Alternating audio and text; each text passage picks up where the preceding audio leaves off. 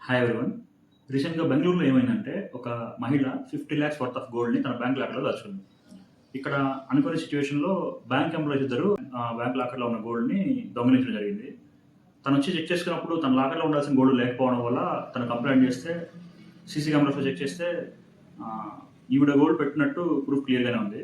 అయినప్పటికీ ఈ విషయంలో బ్యాంక్ చేతులెత్తేసిందనమాట. ఎందుకంటే యాస్ పర్ ఆర్‌బీఐ రూల్స్ అందరూ తెలుసుకోవాలండి. యాస్ పర్ ఆర్‌బీఐ రూల్స్ మనం లాకర్‌లో దాచుకున్న వాల్యుబుల్స్ అన్నిటికి బ్యాంక్ రెస్పాన్సిబుల్ కాదు.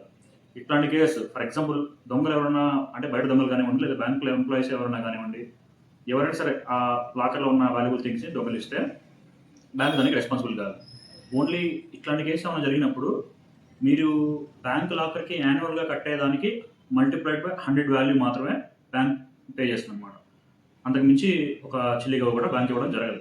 ఇంకో విషయం మనకు జనరల్‌గా న్యాచురల్ కలామిటీస్ ఉంటాయి కదా! సునామీలు గాని, భూకంపాలు గాని, లేదా ఫైర్ యాక్సిడెంట్స్ గాని ఇట్లాంటివేమైనా అయినప్పుడు కూడా దానివల్ల అయ్యే నష్టానికి కూడా బ్యాంక్ ఎటువంటి పరిహారం చెల్లించదనమాట. సో, బ్యాంక్‌లో మనం ఏమన్నా వాల్యుబుల్ థింగ్స్ దాచుకునేటప్పుడు ఇట్లాంటివి మైండ్‌లో పెట్టుకొని ముందుకెళ్తే మంచిది. ఇలాంటి విలువైన సమాచారాన్ని తెలుసుకోవడానికి నా ఛానెల్‌ని సబ్స్క్రైబ్ చేసుకోండి. మీరు చూస్తున్నారు 0 to మిలియన్.